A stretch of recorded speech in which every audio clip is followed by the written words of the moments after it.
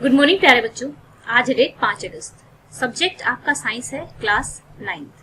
तो वर्कशीट 14 हम करेंगे। वर्कशीट 14 में भी हम पिछले 2 वीक से एटम्स और मोलिक्यूल के बारे में पढ़ रहे हैं। जो बच्चे नए जुड़े हैं, जिन्होंने पिछली वर्कशीट नहीं की है, देखो आप लोगों ने टेप के मैडम को फोटो खींच के तो भेज ही दिया होगा, लेकिन बात यह है कि आपने जो पीछे किया था, एटम क्या होते हैं, मोलिक्यूल क्या होते हैं, एटम और मोलिक्यूल में अंतर क्या होता है, डिफरेंस क्या होता है, ये चीजें अगर आपको नहीं आती है तो एक बार 13, 12, 11 और 10 वर्कशीट आप एक बार देख लो।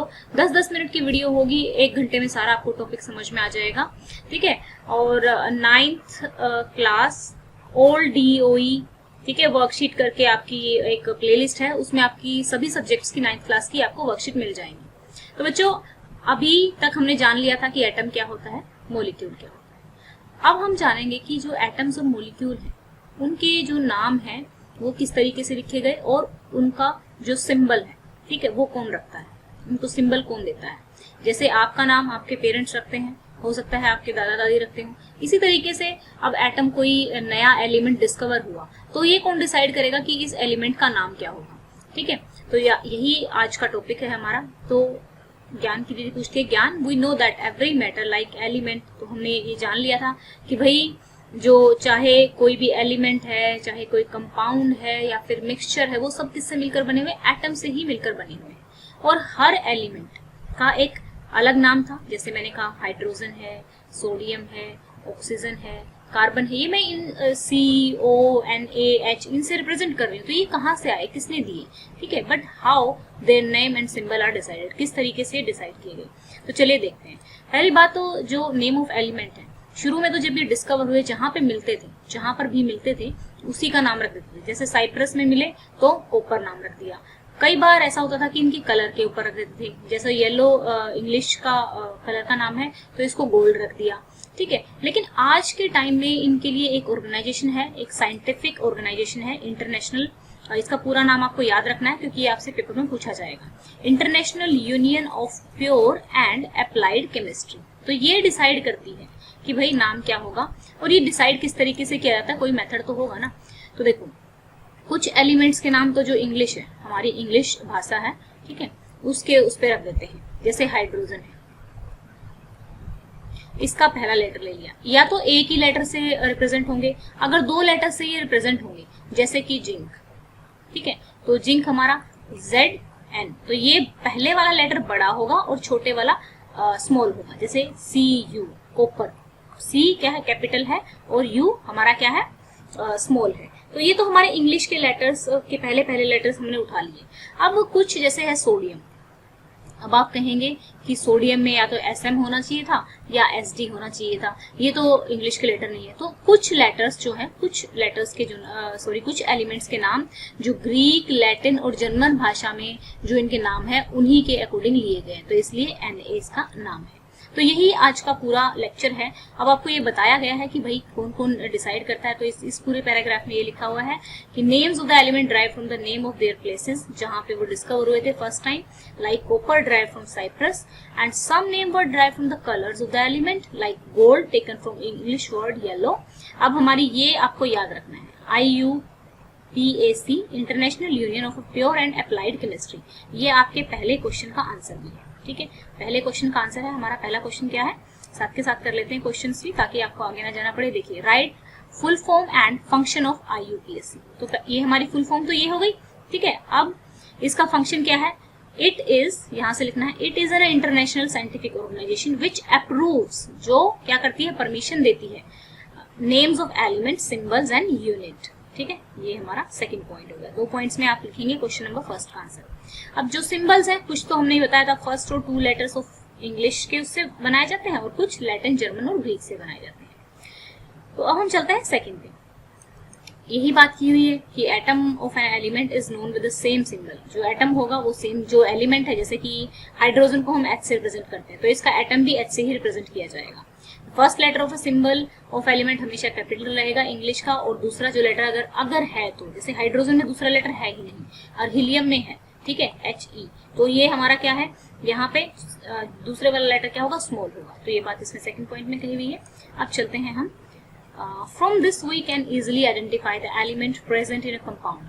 अब एक कंपाउंड बना हुआ है NaCl, तो हमें पता लग जाएगा ना कि भाई Na हमारा किसका सिंबल होता है, सोडियम का, और Cl हमारा क्लोराइड का। तो हमें पता लग गया कि जो ये कंपाउंड मिलकर बना हुआ है, किससे मिलकर बना हुआ है, सोडियम क्लोराइड से। तो बच्चों ये नाम ना देखो लास्ट वीडियोस में अभी तक हमारा साइंस में कुछ याद करने का आया नहीं था, सब कुछ समझने का ही था। तो आपको ये नाम ना याद कर लेना है, एक तरह से बिल्कुल कॉपी पे लिख लेना, कॉपी पे लिख के 2-3 बार एक नाम को लिखना, हाइड्रोजन H, हाइड्रोजन H। वैसे तो ज्यादा कुछ याद करने का, H से H है, N से नाइट्रोजन है, C से कार्बन है, Z जैसे जिंक है, जिंक में आप हो सकता है ZI से रिप्रेजेंट करना चाहो, नहीं ऐसे नहीं करना है। तो इसलिए कुछ नाम ऐसे हैं जो ऑब्वियस नहीं है, तो उन नामों को आप एक बार लिख के देख लेना, तो आपको याद हो जाएंगे। साथ के साथ आप करते चलोगे ना, तो बच्चा आपको कभी भी पेपर में ऐसे नहीं होगा कि याद करना है। और दूसरी जो चीज मैं आप लोगों को बोलती हूँ, जैसे मैंने क्या किया, अब आप लोगों को वर्कशीट करानी थी, तो मैं एक एक वर्ड ना पढ़ने की बजाय, क्योंकि आप लोगों के लिए भी लेक्चर बोरिंग हो जाएगा, तो मैंने पहले ही क्या किया, हाईलाइट कर दिया जो जो इंपॉर्टेंट चीजें थी ना, तो मैंने देखो बस वहीं पे सेलेक्ट किया और वहीं से आपको समझा दिया, और हमारा पूरा लेक्चर हो भी गया।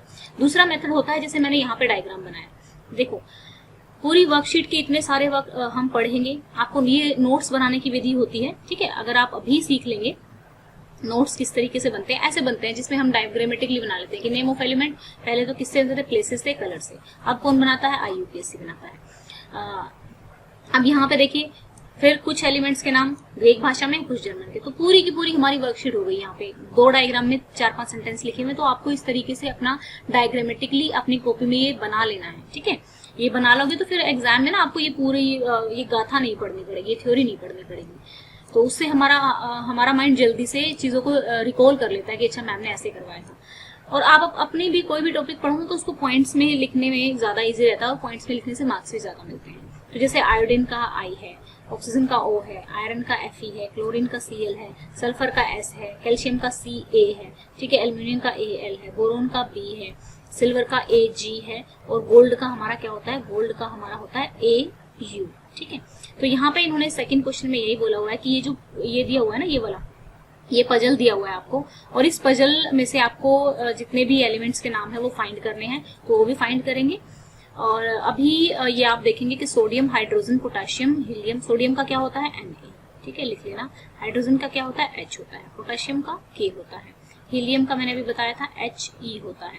ऑक्सीजन का O होता है। एल्यूमिनियम का Al होता है। गोल्ड का Au होता है। आयरन का Fe होता है, ठीक है। लेड का Pb होता है। बोरोन का B होता है। सिल्वर का हमारा Ag होता है।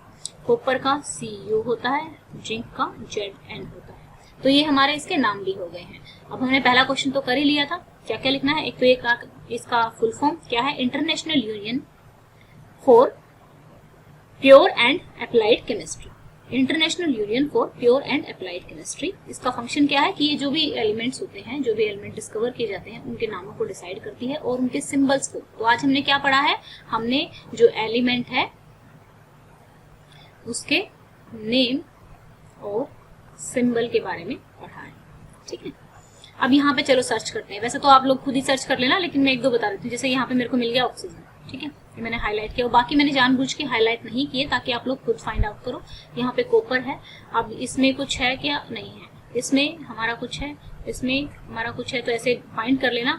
अगर यहाँ पे देखिए ये पोटाशियम है, यहाँ पर जाएंगे तो पोटाशियम है, तो इस तरीके से आपको बहुत सारे मिल जाएंगे। और इस तरीके से भी फाइंड करना है। देखिए यहाँ पे हमारा सोडियम मिल रहा है, ये इसको आपको अच्छा भी लगा करने में, ठीक है। यहाँ पे हमारा सोडियम मिल रहा है, फिर आप और नीचे जाएंगे तो कुछ और भी मिल जाएगा। यहाँ पे देखिए ये एल्यूमिनियम है। तो आपको दोनों ही चीजों में देखना है कि ऐसे में कौन सा फाइंड हो रहे हैं और ऐसे लेटे हुए में कौन सा फाइंड हो रहा है। अब ये तो बात आपको पता है ना कि जो ये खड़ी हुई चीजें होती हैं, जैसे ये मैं कहूँ कि ये शायद आप लोगों ने कंप्यूटर में कर लिया होगा, कंप्यूटर आप लोगों को आता होगा। तो ये कॉलम 1 है, ये कॉलम 2 है, यानी कि ऐसे वाले कॉलम होते हैं, और ये लेटी हुई जो होती है ना, इनको रो बोलते हैं, ठीक है। तो रो एंड कॉलम दोनों में आपको फाइंड आउट करना है।